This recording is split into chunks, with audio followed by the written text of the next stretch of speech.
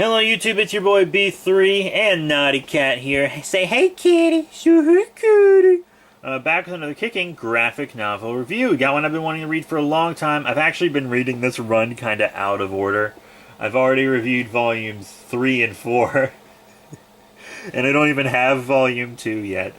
But I got this from a comic shop that I went to on the way to my parents' condo one time for vacation. Picked it up there. Finally getting around to reading it. Batman and Robin, Batman Reborn by Grant Morrison, Frank Quitely, and Philip Tan. So this is Dick Grayson, Batman and Robin, where he became Batman, Damian became Robin. This is volume 1. Oh, look at that good girl. Ooh, look at that good girl. So I'm going to read you the back of the book here. Batman and Robin can never die. The Dark Knight has fallen, sacrificing himself in the final crisis to defeat the ultimate evil. I've also reviewed Final Crisis, if you want to check that out. Tim Drake has laid down the mantle of Robin to search the world for a sign that his mentor can be brought back from oblivion. Now there's a new dynamic duo in town. Dick Grayson, the original Robin, has taken up the cape and cowl of his former partner, and Damian Wayne, the assassin-raised son of Bruce Wayne, has become a deadly new Robin, ready to fight crime by any means necessary. I have also reviewed Batman Battle for the Cowl, the story where Dick Grayson becomes Batman. I've reviewed a lot of Batman books, you guys.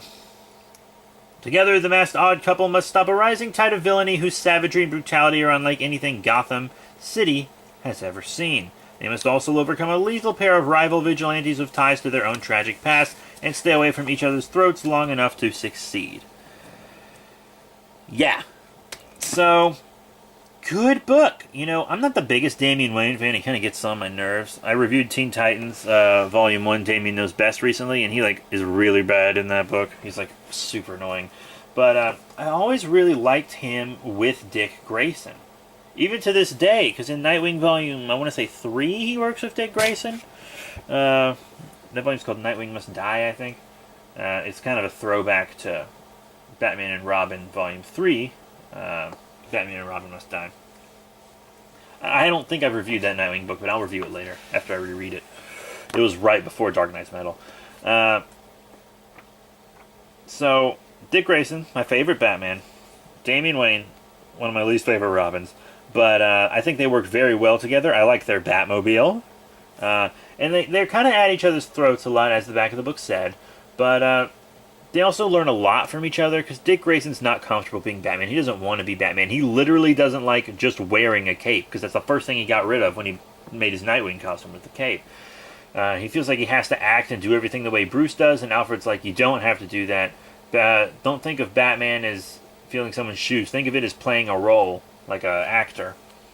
But at first, they fight off some carnies, some English carnies, and then Professor Pig, and then there's this doll. He makes a few Dollatrons, and then there's this one Dollatron he put the mask on, but the mask didn't work on her. It was like a defective mask, but it might have made her a little more violent, but it didn't turn her into kind of a puppet. But she did smother her own father, who became a Dollatron, and you can't remove the masks because it'll pull your face off. Pretty crazy stuff. Robin was a little too brutal with one of the carnies. So he almost got kicked out of being Robin right here in the first damn issue. But Robin tracks him down by himself, and then Batman tracks him down by himself, and they meet up there. Kick Professor Pig's ass. It's all Gucci.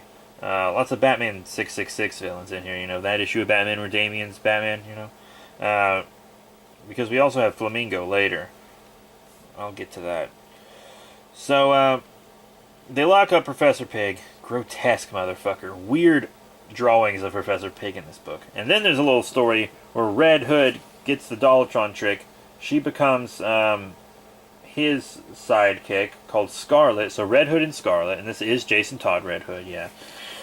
This is when he was terrorizing Dick Grayson for a while. So he and Scarlet are killing people. They kill Lightning Bug.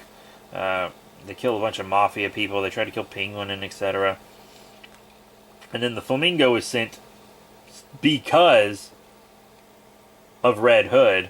Flamingo is also from Batman 666. Crazy dude. His brain was mutilated by a crime syndicate so that he would be a great assassin with no empathy and be just crazy.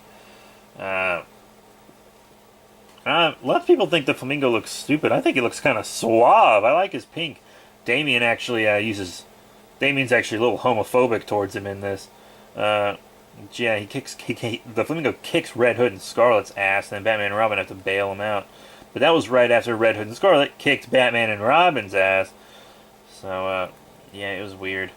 But as I said, there's one part in this book where they're fighting Flamingo, and then Robin shows up and says, "I was expecting scary, not gay." And I was like, that's rude. You shouldn't say that. You know better than that, Damien. Damien's a little turd. Fuck Damien. But yeah, so they fight Flamingo, they defeat Flamingo. It seems like he's buried under rubble, but it's one of those open-ended things where, did the villain survive? We'll never know. But Scarlet gets away, even though Red Hood gets arrested, and her Dollatron face falls off, so that's nice that her face was freed. And then it looks like John Hurt's, the Hurt dude, he's gonna be in it. He's taking advantage of, oh, hey girl, what you doing? Gravedigger. Gravedigger's like a dude who acts like he's hard on crime, but he might have murdered his wife or something. I don't know. I haven't read Volume 2 yet. So, that's it for Volume 1. Volume 3 was much better. Volume 4 is not written by Grant Morrison, so I'm not going to lump it in. But I haven't read Volume 2. This is a good start. It's a good start. You know? It worked on introducing characters and figuring out the dynamic between Dick Grayson and Damian Wayne. It's good. This is like a very famous run of Batman and Robin. And as I said, Dick Grayson's my favorite Batman, so I'm always happy to see more Dick Grayson Batman stuff. So that's it. Thank you all very much for your support. Remember to rate, comment, and subscribe. Check out all the cool links in the description below. Facebook, Twitter, etc. Next time we'll be doing Superwoman Volume 1, Who Killed Superwoman from Rebirth. That's it. Thank you all once again, and I'll see you all later.